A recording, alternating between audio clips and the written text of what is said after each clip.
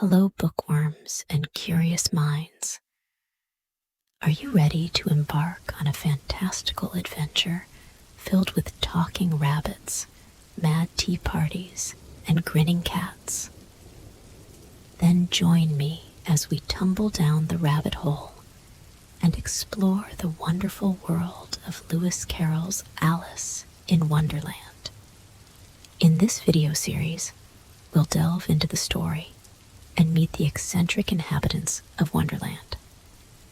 So, grab your teacups, settle in, and get ready for a journey filled with laughter, wonder, and a touch of madness. Don't forget to like and subscribe for more literary adventures. Let's start with the first chapter of our story.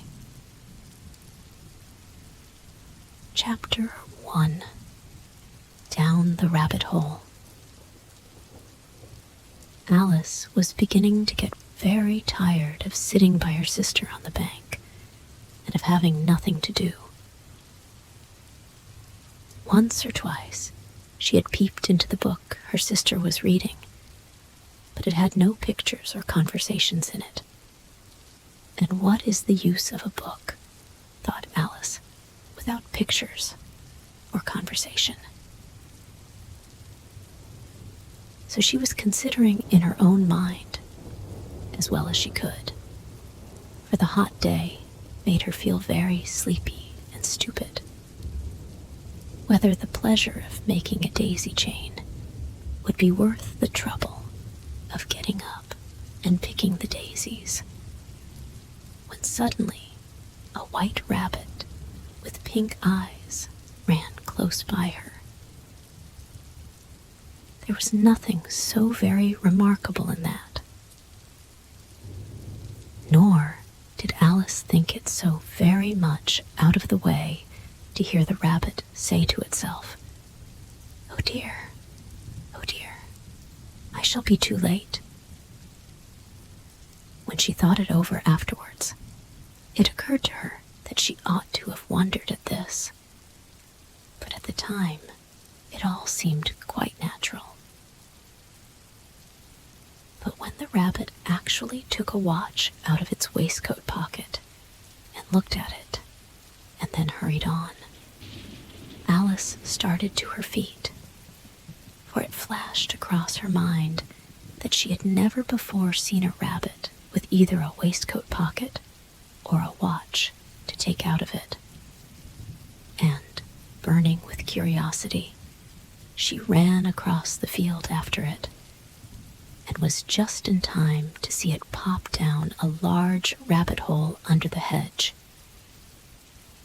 In another moment down went Alice after it, never once considering how in the world she was to get out again. The rabbit hole went straight on like a tunnel for some way, and then dipped suddenly down. So suddenly that Alice had not a moment to think about stopping herself before she found herself falling down a very deep well. Either the well was very deep, or she fell very slowly, for she had plenty of time as she went down to look about her and to wonder what was going to happen next. First, she tried to look down and make out what she was coming to, but it was too dark to see anything. Then she looked at the sides of the well and noticed that they were filled with cupboards and bookshelves. Here and there she saw maps and pictures hung upon pegs.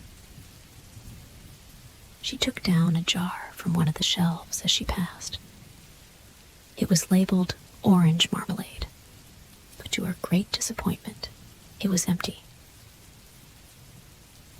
She did not like to drop the jar for fear of killing somebody, so managed to put it into one of the cupboards as she fell past it. Well, thought Alice to herself, after such a fall as this, I shall think nothing of tumbling downstairs. How brave they'll all think me at home.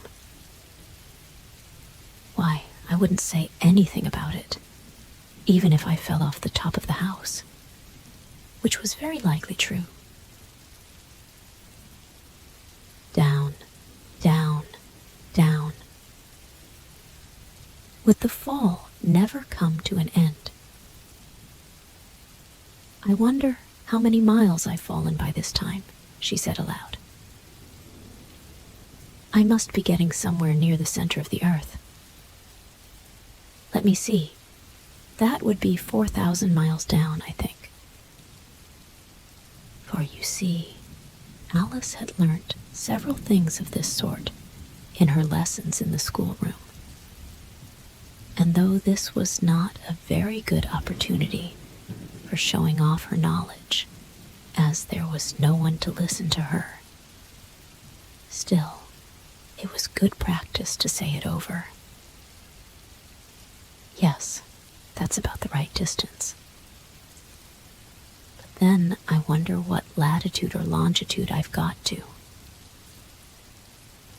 Alice had no idea what latitude was, or longitude either, but thought they were nice, grand words to say. Presently, she began again. I wonder if I shall fall right through the earth. How funny it'll seem to come out among the people that walk with their heads downward. The antipathies, I think. She was rather glad there was no one listening this time, as it didn't sound at all the right word. But I shall have to ask them what the name of the country is, you know. Please, ma'am, is this New Zealand or Australia? And she tried to curtsy as she spoke. Fancy curtsying as you're falling through the air. Do you think you could manage it?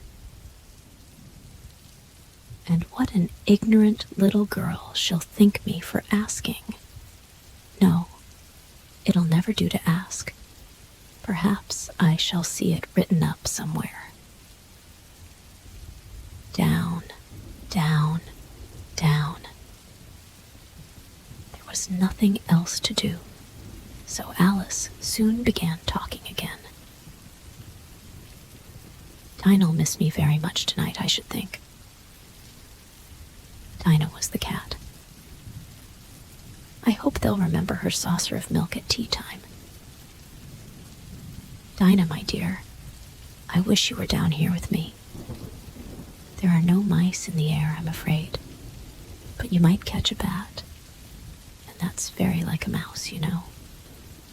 But do cats eat bats, I wonder? And here, Alice began to get rather sleepy, and went on saying to herself, in a dreamy sort of way, do cats eat bats? Do cats eat bats? And sometimes, do bats eat cats? For, you see, as she couldn't answer either question, it didn't much matter which way she put it.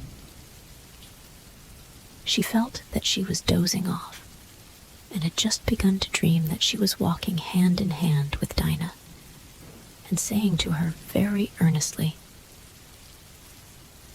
Now, Dinah, tell me the truth. Did you ever eat a bat? When suddenly, down she came upon a heap of sticks and dry leaves, and the fall was over. Alice was not a bit hurt, and she jumped up onto her feet in a moment. She looked up, but it was all dark overhead. Before her was another long passage, and the White Rabbit was still in sight, hurrying down it. There was not a moment to be lost. Away went Alice like the wind, and was just in time to hear it say, as it turned a corner, Oh, my ears and whiskers, how late it's getting. She was close behind it when she turned the corner. The rabbit was no longer to be seen. She found herself in a long, low hall, which was lit up by a row of lamps hanging from the roof. There were doors all round the hall, but they were all locked. And when Alice had been all the way down one side and up the other, trying every door, she walked sadly down the middle, wondering how she was ever to get out again. Suddenly, she came upon a little three-legged table, all made of solid glass. There was nothing on it except a tiny golden key, and Alice's first thought was that it might belong to one of the doors of the hall. But alas, either the locks were too large or the key was too small, but at any rate, it would not open any of them. However, on the second time round, she came upon a low curtain she had not noticed before, and behind it was a little door about 15 inches high. She tried the little golden key in the lock, and to her great delight, it fitted. Alice opened the door and found that it led into a small passage, not much larger than a rat hole. She knelt down and looked along the passage into the loveliest garden you ever saw. How she longed to get out of that dark hall and wander about among those beds of bright flowers and those cool fountains. But she could not even get her head through the doorway. And even if my head would go through, thought poor Alice, it would be of very little use without my shoulders. Oh, how I wish I could shut up like a telescope. I think I could, if I only know how to begin. For, you see, so many out-of-the-way things had happened lately that Alice had begun to think that very few things indeed were really impossible. There seemed to be no use in waiting by the little door. So she went back to the table, half hoping she might find another key on it, or at any rate, a book of rules for shutting people up like telescopes. This time, she found a little bottle on it, which certainly was not here before, said Alice. And round the neck of the bottle was a paper label with the words, "Drink me," beautifully printed on it in large letters. It was all very well to say, "Drink me," but the wise little Alice was not going to do that in a hurry. "No, I'll look first," she said, "and see whether it's marked poison or not."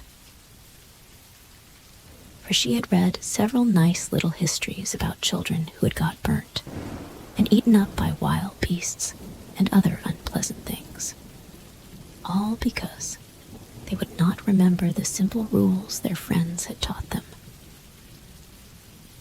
such as that a red-hot poker will burn you if you hold it too long,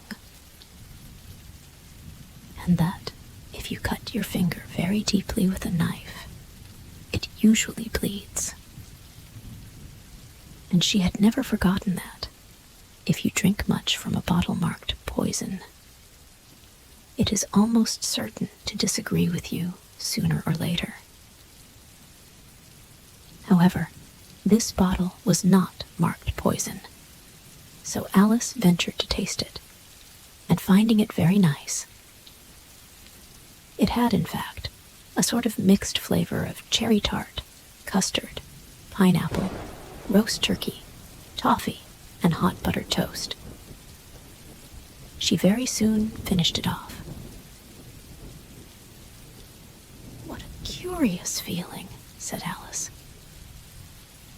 "I must be shutting up like a telescope."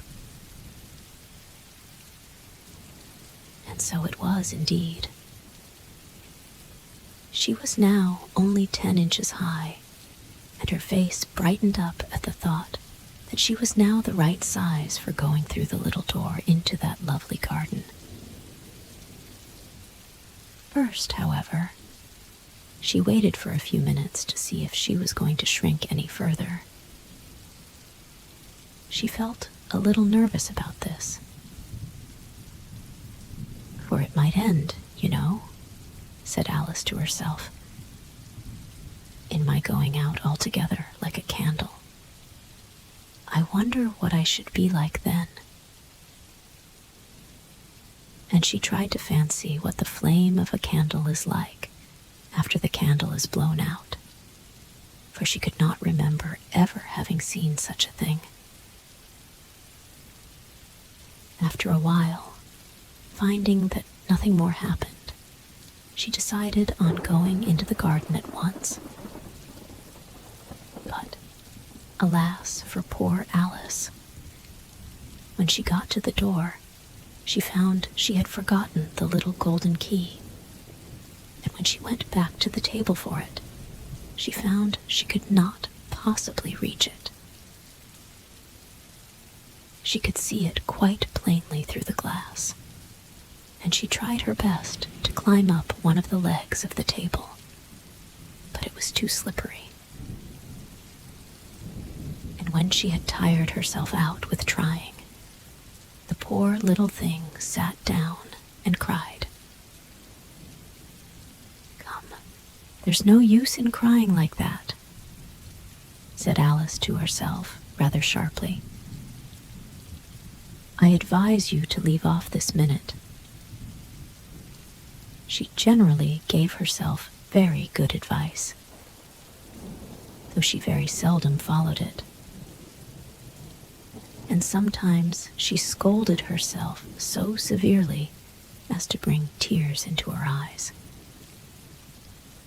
And once she remembered trying to box her own ears for having cheated herself in a game of croquet she was playing against herself, for this curious child was very fond of pretending to be two people.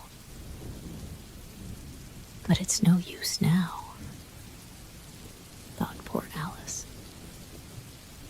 "to pretend to be two people. Why, there's hardly enough of me left to make one respectable person." Soon her eye fell on a little glass box that was lying under the table. She opened it and found in it a very small cake, on which the words "Eat me" were beautifully marked in currants. "Well, I'll eat it," said Alice, "and if it makes me grow larger, I can reach the key. And if it makes me grow smaller, I can creep under the door. So either way, I'll get into the garden, and I don't care which happens." She ate a little bit and said anxiously to herself, "Which way? Which way?" holding her hand on the top of her head to feel which way it was growing. And she was quite surprised to find that she remained the same size. To be sure, this generally happens when one eats cake, but Alice had got so much into the way of expecting nothing but out-of-the-way things to happen that it seemed quite dull and stupid for life to go on in the common way. So she set to work, and very soon finished off the cake.